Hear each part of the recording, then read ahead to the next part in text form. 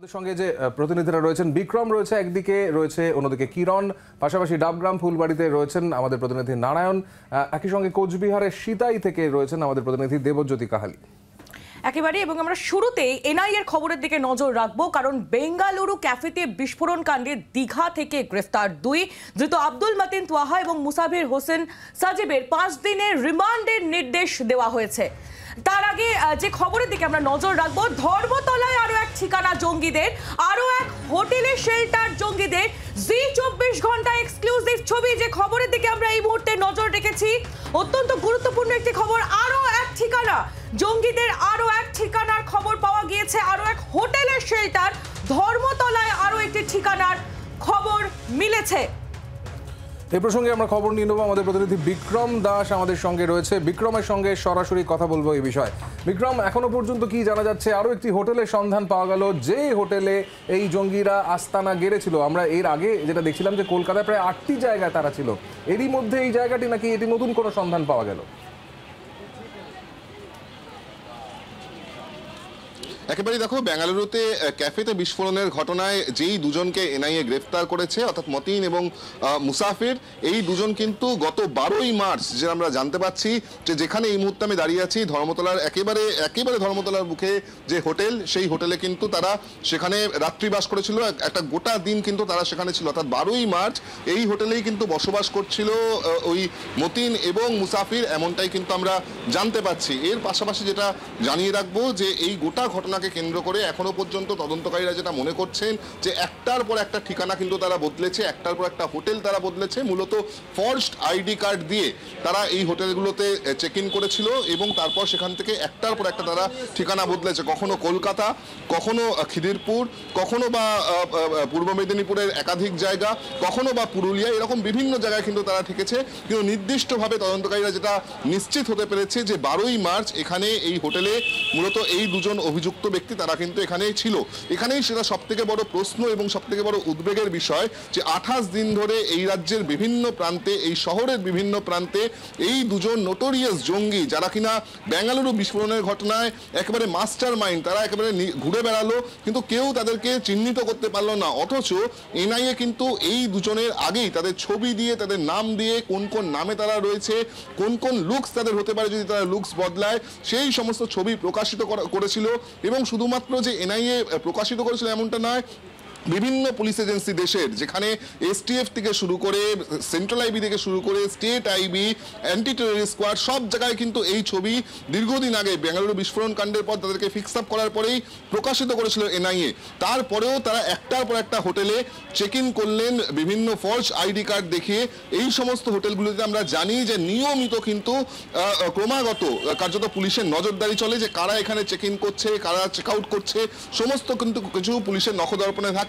এমনকি এনআইএর তরফ থেকে তাদের যে 10 লক্ষ টাকার রিওয়ার্ড ঘোষণা করা হয়েছিল এই দুজনের মাথার দাম হিসেবে, সেখানে তাদের যে ছবিগুলো দেওয়া হয়েছিল, তারা যদি লুকস চেঞ্জ করে তাহলে তাদেরকে কিরকম দেখতে হতে পারে সেগুলোও কিন্তু দেওয়া হয়েছিল।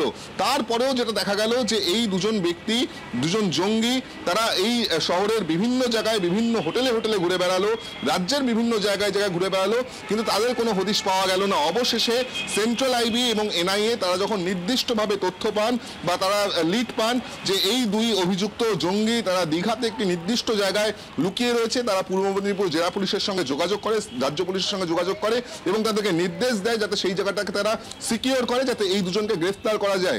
সেই অনুযায়ী রাজ্য পুলিশ তাদের সঙ্গে সহযোগিতা করে এবং এই দুই অভিযুক্ত জঙ্গিকে দীঘা থেকে গতকাল গ্রেফতার করা হয়েছে আমরা জানি। তারপর তাদের দুজনকেই ট্রানজিট রিমান্ডে বেঙ্গালুরুতে নিয়ে যাওয়া হয়েছে। কিন্তু আমি যে বিষয়টা বলছিলাম, যেটা সবথেকে উদ্বেগের জায়গা, সবথেকে বড় যেখানে প্রশ্ন উঠছে, যে 28 দিন ধরে এমন দুজন জঙ্গি তারা এই শহরে ঘুরে বেড়ালো, বিভিন্ন হোটেলে হোটেলে তারা থাকলেন, বিভিন্ন রাজ্যের বিভিন্ন জায়গায় তারা গেলেন, অথচ তাদের ছবি প্রকাশিত হওয়া সত্ত্বেও, তাদের ছবি বিভিন্ন পুলিশ এজেন্সি, সে এসটিএফ হতে পারে, সেটা সিআইডি হতে পারে, সেটা এটিএস হতে পারে, সেটা আইবি হতে পারে, তাদের কাছে থাকা সত্ত্বেও এই দুজনকে কিন্তু ট্র্যাক করা গেল না, তাদেরকে কিন্তু আইডেন্টিফাই করা গেল না। একদম যেটা বোঝা যাচ্ছে যে ট্র্যাক যেমন করা যায়নি, কলকাতার এই হোটেলে এসপ্ল্যানেড একদম মুখে এই হোটেল রয়েছে, সেখান থেকেই আমাদের প্রতিনিধি আমাদের সঙ্গে কথা বলছিলেন। এর পাশাপাশি আহিলি যে বিষয়টা উঠে আসছে যে আরো বেশ কিছু জায়গা কিন্তু তারা এভাবেই ঘুরে বেরিয়েছে একেবারে, এবং শুধুমাত্র কলকাতা বা দীঘা নয়, আরো দুটি জায়গায় কিন্তু তারা গিয়েছিল, সেটা হচ্ছে পুরুলিয়া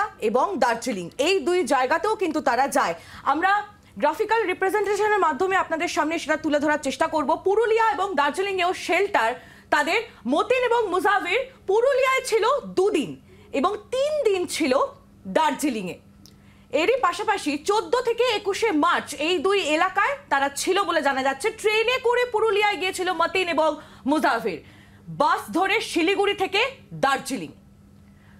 পুরুলিয়া দার্জিলিংয়েও ভুয়ো পরিচয় গা ঢাকা, অর্থাৎ যেটা জানা যাচ্ছিল ভুয়ো পরিচয়ের জন্য তারা 3টি আধার কার্ড ব্যবহার করেছে, 2টি কর্ণাটকের এবং একটি মহারাষ্ট্রের। 3টি ভুয়ো আধার কার্ড। মাস্টার মাইন্ড আব্দুল মতিনের 2টো আধার কার্ড ছিল এবং মুজাফিরের ছিল 1টি আধার কার্ড। ভুয়ো পরিচয় দিয়ে তারা দার্জিলিং থেকে কলকাতায় ফেরে এবং 28শে মার্চ পর্যন্ত তারা কলকাতায় ছিল এই দুই জঙ্গি, সেটাই জানা যাচ্ছে। তারপর রাজ্যের পশ্চিমাঞ্চলের পুরুলিয়া, যেমনটা আমাদের জানতে পাচ্ছি আমরা, সেখানে তারা চলে যায়। কোথায় ছিল, ঠিক এক্স্যাক্ট কোথায় ছিল সেটা জানার চেষ্টা করছে এনআইএ। আমাদের সঙ্গে এই মুহূর্তে পিয়ালি রয়েছে, আমাদের প্রতিনিধি পিয়ালির সঙ্গে সরাসরি কথা বলে নেবো ফোনে। পিয়ালি, এখনো পর্যন্ত যে তথ্য সামনে আসছে বোঝাই যাচ্ছে যে একাধিক ভুয়ো আধার কার্ড, পরিচয়পত্র থেকে শুরু করে বিভিন্ন জায়গায় তারা 2 দিন 3 দিন করেছিল। পুরুলিয়া দার্জিলিংয়ের কথাও জানতে পারা যাচ্ছে। সেক্ষেত্রে এই যে এত যে ভুয়ো জিনিসপত্র, এই যে টাকা পয়সা, সেগুলো কোত্থেকে এই জঙ্গিরা জোগাড় করছিল, এখনো পর্যন্ত এই বিষয়টা কিছু জানা যাচ্ছে? দেখো, এর মধ্যে যাকে গ্রেফতার করা হয়েছে সেই আব্দুল মতিন, মাস্টার মাইন্ড যাকে বলা হচ্ছে ব্যাঙ্গালোর বিস্ফোরণের, সে কিন্তু 2019 সাল থেকে কার্যত এনআইএ সহ বিভিন্ন গোটা দেশের তদন্তকারী অফিসারদের চোখে ধুলো দিয়ে বেড়াচ্ছিল। তার কারণ 2020 সালে সবার প্রথমে এনআইএর তরফ থেকে তার নামে একটা মামলাতে ব্যাঙ্গালোরে একটা অ্যাটাক হয়েছিল, অটোতে একটা বিস্ফোরণ হয়, তাতে 3 জন আহত হয়েছিল। সেই ঘটনার পর তার ছবি প্রকাশ করে কিন্তু রিওয়ার্ড ঘোষণা হয়েছিল। 2019 সালে আইসিসের যে কর্ণাটক শাখা, তার সঙ্গে তার যুক্ত সেই নাম জানা গিয়েছিল।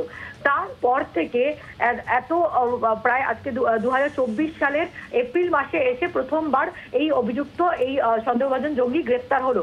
সে যে অত্যন্ত মাহির এই সমস্ত বিষয়ে পুলিশের চোখে ধুলো দিতে, সেটা কিন্তু আরো স্পষ্ট হচ্ছে বাংলাতে এসে তারা যেভাবে বারবার করে আস্তানা বদল করছিল।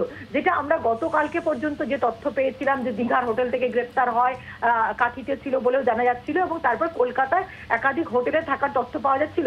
যত তদন্ত এগোচ্ছে তত কিন্তু জানা যাচ্ছে যে শুধু কলকাতা বা দীঘা নয়, তারা কিন্তু বারবার করে আস্তানা বদল করছিল এবং এক জায়গাতে 1 দিন বা 2 দিনের বেশি থাকছিল না। যেমন আমরা জানতে পারছি যে পুরুলিয়াতে তারা ছিল 2 দিন, দার্জিলিং এ 3 দিন ছিল এবং তারপরে কলকাতায় ফিরে আসে, ওয়াটগঞ্জ এলাকায় ছিল এবং 28শে মার্চ আবার কলকাতা ছেড়ে তারা বেরিয়ে যায় এবং আবার রাজ্যের পশ্চিমাঞ্চলের দিকে কোনো জেলাতে গিয়ে গা ঢাকা দিয়েছিল। ফলে বারবার করে লোকেশন বদল করছিল, বারবার করে ঠিকানা বদল করছিল, ভুয়ো আইডি দিচ্ছিল এবং এক্ষেত্রে তাদের যে এই যে টেরর ফান্ডিংটা তারা করছিল, তাদের কাছে কিভাবে আসছিল, তারা কি নগদে নিয়ে আসছিল, যেটা একটা সম্ভাবনা খতিয়ে দিচ্ছে যে ক্রিপ্টো কারেন্সি কোনোভাবে তারা এক্সচেঞ্জ করেছিল কিনা, ক্রিপ্টো কারেন্সির মাধ্যমে কিভাবে গোটা ঘটনা তারা ঘটিয়েছে, কোথা থেকে তারা টাকা পেয়েছে, অর্থাৎ পিয়ালি পুরো বিষয়টাই এখনো পর্যন্ত তদন্তের অধীনে রয়েছে।